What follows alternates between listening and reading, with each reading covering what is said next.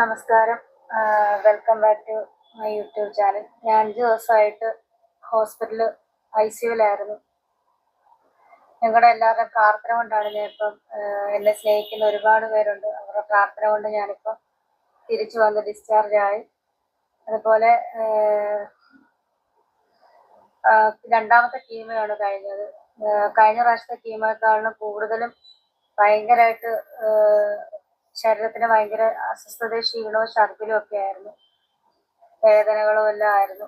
ഇപ്പം നിങ്ങളുടെ പ്രാർത്ഥന കൊണ്ട് സ്നേഹം കൊണ്ട് എന്തായാലും കുറച്ച് കുറവുണ്ട്. എനിക്ക് വേണ്ടി ഒരുപാട് പേര് പ്രാർത്ഥിക്കുന്നുണ്ടെന്നും നേർച്ച കഴിക്കുന്നുണ്ടെന്നും വഴിപാട് കഴിക്കുന്നുണ്ടെന്നും ഒക്കെ എനിക്കറിയാം. അപ്പം അവർക്കൊക്കെ എന്ത് രീതിയിലാണ് നന്ദി പറയേണ്ടതെന്ന് എനിക്കറിയില്ല. ഇനിയിപ്പോൾ എനിക്ക് 4 കീമോയും കൂടെ ഉണ്ട്. ആ 4 കീമോയും കഴിഞ്ഞ് ഞാൻ മടങ്ങി വരുമെന്നാണ് എൻ്റെ വിശ്വാസം. അപ്പോൾ നിങ്ങളുടെ പ്രാർത്ഥന വേണം. അതുപോലെ 4 കീമോ കഴിഞ്ഞ് ഓപ്പറേഷൻ ഉണ്ട്. അപ്പം എല്ലാവരും പ്രാർത്ഥിക്കണം. ഞാൻ ഇവിടെ കിടന്നുകൊണ്ട് ഞാൻ ആലോചിച്ചായിരുന്നു, പലപ്പോഴും ഞാൻ പ്രാർത്ഥിക്കുമ്പോൾ, കുഞ്ഞിലെ തൊട്ടേ പ്രാർത്ഥിക്കുമ്പോൾ ഞാൻ എപ്പോഴും പ്രാർത്ഥിക്കുമായിരുന്നു, ദൈവമേ ഞങ്ങളുടെ ആരുടെ ശരീരത്തിനകത്തോ ശരീരത്തിന് പുറത്തോ ഒരു മാരക അസുഖമൊന്നും ഉണ്ടാകരുത് എന്ന് എന്നും പ്രാർത്ഥിക്കുമായിരുന്നു. പക്ഷെ അങ്ങനെ പ്രാർത്ഥിച്ചിട്ട് എനിക്ക് എന്താണ് ഇത് വന്നെന്ന് ഞാൻ ദൈവത്തോട് ചോദിച്ചായിരുന്നു.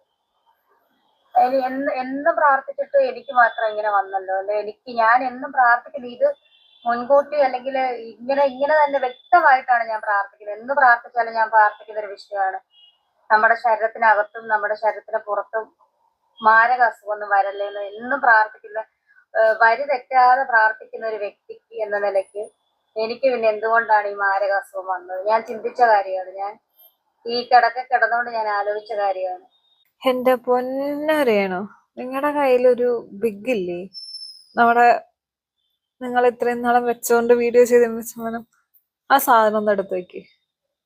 ഈ കോലത്തില് കാണുമ്പോ എന്തോ പറയാ, എനിക്ക് അറിഞ്ഞൂടാ എന്താ പറയേണ്ടത്. ഒരു ഒരു ഒരു എന്തോ ഒരു ഫീല്. ആൾക്കാരുടെ കയ്യിൽ നിന്ന് സഹതാപം കിട്ടാൻ വേണ്ടിട്ടോ അല്ലെങ്കിൽ വേറെ എന്തിനാലും വേണ്ടിട്ട് ഈ കോലത്തിൽ വരരുത്. അത് നിങ്ങൾക്ക് തന്നെയാണ് ബാഡായിട്ട് എഫക്ട് ചെയ്യുക. കാരണം സഹതാപത്തെക്കാൾ കൂടുതൽ നിങ്ങൾ മുൻപ് ചെയ്തു വെച്ച നിങ്ങളുടെ സ്വഭാവം വെച്ചിട്ട് നിങ്ങളുടെ പ്രാകുന്ന ആൾക്കാരായിരിക്കും കൂടുതലായിട്ടും ഉള്ളത്. ഒരിക്കലും നിങ്ങൾക്ക് നന്മ വരട്ടെ എന്ന് പ്രാർത്ഥിക്കുന്നതിനേക്കാൾ കൂടുതൽ നിങ്ങളെ പ്രാകുന്ന ആൾക്കാരുണ്ട്. കാരണം അമ്മാതിരിയാണ് നിങ്ങൾ ചെയ്തു വെച്ചിട്ടുള്ള കാര്യങ്ങള്. അതുകൊണ്ട് ദയവ് ചെയ്ത് ആ വിഗ് എടുത്തൊന്ന് വെക്കി. ഈ കോലത്തിൽ പുറത്തിറങ്ങരുത്, സോഷ്യൽ മീഡിയയിലും വരരുത്.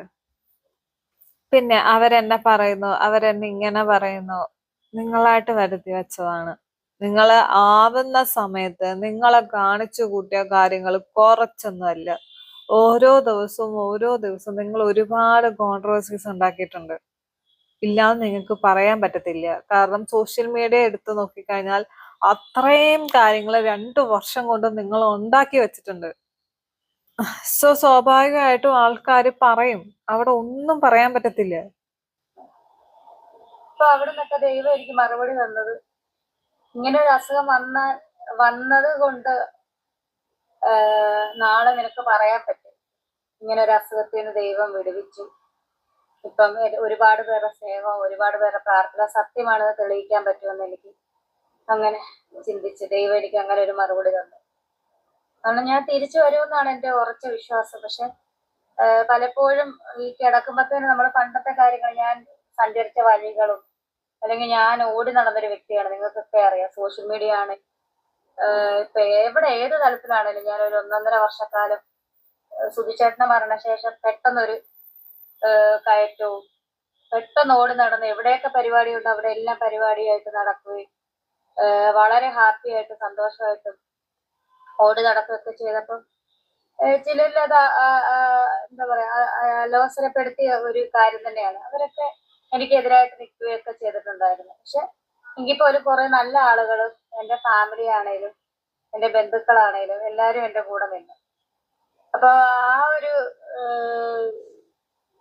ഞാൻ ചിന്തിച്ചത് വേറൊന്നുമില്ല, ഇങ്ങനെ ഓടി നടന്നിട്ട് പെട്ടെന്ന് നമ്മളിങ്ങനെ ഒരു അവസ്ഥ വരുമ്പോഴത്തേന് നമ്മൾ പഴയ കാലങ്ങളൊക്കെ ചിന്തിച്ചു കഴിഞ്ഞാൽ നമുക്ക് ഞാൻ പിന്നെ ചിന്തിച്ചുകൊണ്ടിരുന്നിട്ട് ഒരു കാര്യമില്ല. ചിന്തിച്ചു കഴിഞ്ഞാൽ നമുക്ക് വിഷമമേ വരത്തുള്ളൂ. ഞാൻ ഓടി നടന്ന സ്ഥലങ്ങള് അത് ആ ചിന്തയിൽ മെമ്മറിയിൽ വരുമ്പോ നമുക്ക് വിഷമമേ വരത്തുള്ളൂ. അപ്പൊ ഇനി അത് ചിന്തിക്കണ്ട. കഴിഞ്ഞത് കഴിഞ്ഞു, പാസ്റ്റ്. നമ്മൾ ഇനി നാളത്തെ പറ്റി ഇതിൽ നിന്ന് രക്ഷപ്പെട്ടിട്ട് ഞാൻ വന്നു കഴിഞ്ഞു എന്തൊക്കെയാണ് ചെയ്യാനുള്ളത്, എന്തൊക്കെയാണ് എന്റെ കുഞ്ഞിന് വേണ്ടിയിട്ട് ചെയ്യാനുള്ളത്, എന്നെ സ്നേഹിച്ച് എന്റെ വീട്ടുകാർക്ക് വേണ്ടിയിട്ട് എന്താണ് ചെയ്യേണ്ടത്, അല്ലെ എന്നെ സ്നേഹിച്ച ഒരുപാട് വ്യക്തികളുണ്ട്, പേര് പറയാത്തവരും പേര് പറഞ്ഞവരും ഒരുപാട് പേര് ഉണ്ട്. അവർക്കൊക്കെ വേണ്ടിയിട്ട് ഞാൻ എന്ത് നല്ലത് കൊടുക്കണം, എന്നിൽ നിന്ന് എന്താണ് അവർ ആഗ്രഹിക്കുന്നത്, ഇതൊക്കെ പിന്നെ ചിന്തിച്ചപ്പോ എനിക്ക് മനസ്സിന് കുറച്ച് ധൈര്യം കിട്ടി. ഒരു കാര്യത്തിലേ ഉള്ളൂ വിഷമം, ഋതപ്പന്റെ കാര്യത്തിൽ ഭയങ്കര വിഷമമാണ്. പക്ഷെ അവന് എന്നെക്കാളും മനസ്സിന് ഭയങ്കര കട്ടിയുള്ള ഒരു കുട്ടിയാണെന്ന് എനിക്ക് മനസ്സിലായി. കഴിഞ്ഞ ദിവസം ആണേലും അവൻ പറഞ്ഞ ഹോസ്പിറ്റലിലെ വെളിയിൽ വന്ന് എന്നെ കാണാനൊന്നും പറ്റത്തില്ലെന്ന് അവനറിയാം. ഐസിയുയിൽ വന്നാലും ഐസിയുടെ വെളിയിൽ വന്നാലും എന്നെ കാണാൻ പറ്റത്തില്ല. അവൻ അത്ര അറിവുള്ള കുട്ടിയാണ്. അപ്പൊ വീട്ടുകാർ വരുമെന്ന് പറഞ്ഞപ്പോ ഇവൻ പറഞ്ഞു ഞാൻ വരുന്നില്ല, ഞാൻ വന്നാലും അമ്മയെ കാണാൻ പറ്റത്തില്ല. അവനറിയാം, അത്ര അറിവുള്ളൊരു കൊച്ചാണ്. അത് എന്തായാലും ദൈവം അവന് അത്ര അറിവ് കൊടുത്തില്ല. പിന്നെ എനിക്ക് വളരെ ഒരു വിഷമം ഉണ്ടായിരുന്നു, അവൻ ആരും ഇല്ല എന്നൊരു ചിന്ത ഒരിക്കലും വിഷമിക്കേണ്ട വന്നിട്ടില്ല. കാരണം എന്റെ ചേച്ചിയുടെ മക്കളാണേലും അവനെ സ്വന്തം സഹോദരനെ പോലെയാണ് നോക്കുന്നത്. 3 പേരും ഒരുപോലെയാണ്, അവരൊരുപോലെയാണ് വളരുന്നത്. എനിക്ക് ഒരു വിഷമം ഇങ്ങനെ ഉള്ളിൽ കിടന്നു, അവന് എനിക്ക് എന്തെങ്കിലും പറ്റി അവൻ ആരുമില്ലല്ലോ ഉള്ളു. പക്ഷെ ആ ഒരു വിഷമത്തിൽ നിന്ന് എനിക്കത് ഞാൻ കണ്ടറിഞ്ഞതും കേട്ടറിഞ്ഞ സത്യമാണ്. ആ 2 പിള്ളേരും എന്റെ ചേച്ചിയുടെ എന്റെ 2 മക്കളും അവനെ പൊന്നുപോലെയാണ് നോക്കുന്നത്. സ്വന്തം സഹോദരങ്ങൾ എങ്ങനെയാണോ ഒരു അമ്മയുടെ വയറ്റിൽ എങ്ങനെയാണോ പിറന്ന് ആ പിള്ളേർ എങ്ങനെയാണോ കാണുന്നത്, അങ്ങനെ അവനെ ചേർത്ത് പിടിക്കുന്നത് കാണുമ്പോൾ എനിക്ക് വളരെ സന്തോഷമുണ്ട്. അതുപോലെ തന്നെ വീട്ടുകാരാണ്ട് എല്ലാവരും അവനെ പൊന്നുപോലെ നോക്കുന്ന അറിയുമ്പോൾ എന്റെ മനസ്സ് ഭയങ്കര സന്തോഷമാണ്. ഞാൻ തിരിച്ചു വരാനുള്ള ഒരു ആഗ്രഹമുണ്ട്. പിന്നെ മനസ്സിനധികം വിഷമിക്കരുതെന്ന് ഡോക്ടർ പ്രത്യേകം പറഞ്ഞു. ഫോൺ യൂസ് ചെയ്യരുതെന്ന് പറഞ്ഞ് ഞാൻ ഫോൺ യൂസ് ചെയ്യത്തില്ല. ഇതെന്റെ വരുമാന മാർഗമാണ്, എനിക്ക് വേറെ വഴിയില്ല. എനിക്ക് തോന്നുന്ന വിവാദം നടക്കുന്നുണ്ടെന്ന് തോന്നുന്നു, എന്നോടൊന്നും ആരും പറഞ്ഞില്ല. ഒരുപാട് പൈസ ആവശ്യമാണ് ഇനി എനിക്ക് തിരിച്ചു വരണമെങ്കിൽ. അപ്പൊ എനിക്കിത് കൂടിയേ പറ്റത്തുള്ളൂ. എന്റെ യൂട്യൂബ് ചാനൽ വരുമാനം അല്ലാതെ എനിക്ക് വേറെ മാർഗം എനിക്കില്ല. അപ്പൊ നിങ്ങൾ എന്നെ സ്നേഹിക്കുന്നവര് സബ്സ്ക്രിപ്ഷൻ ചെയ്യുക ഈ ഒരു ചാനൽ. വിവാദങ്ങളൊന്നും ഞാൻ അറിയുന്നില്ല. ഈ ഒരു വീഡിയോയിൽ തന്നെ രേണു ബെഡിൽ കിടക്കുന്നു, രേണുയുടെ ചേച്ചി ബെഡിലിരിക്കുന്നു, എന്നിട്ട് കുറെ കാര്യങ്ങൾ അങ്ങോട്ട് സംസാരിക്കുന്നുണ്ട്. എന്തിനെ കുറിച്ച് സംസാരിക്കുന്നത് എന്നറിയോ?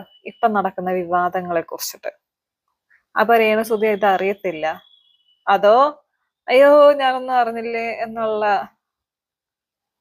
നാടകത്തിന് വേണ്ടിട്ട് പ്രിപ്പയർ ചെയ്തൊന്ന് പറയുന്നതാണോ?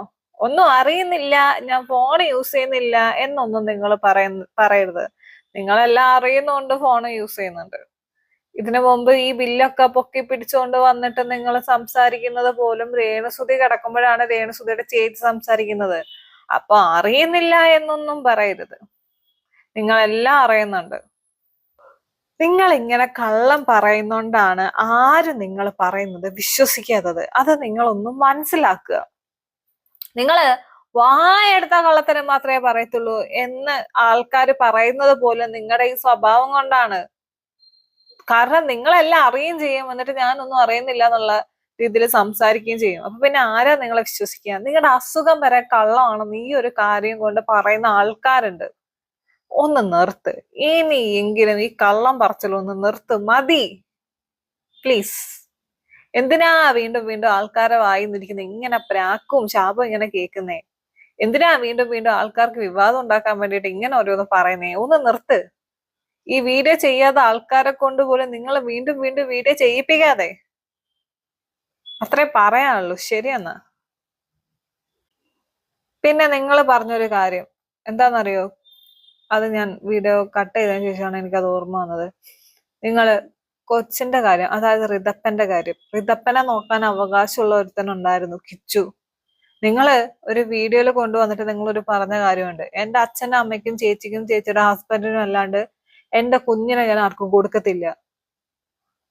അവന് ഉള്ള അവകാശം പോലും നിങ്ങളാണ് അവിടെ നിഷേധിച്ചത്.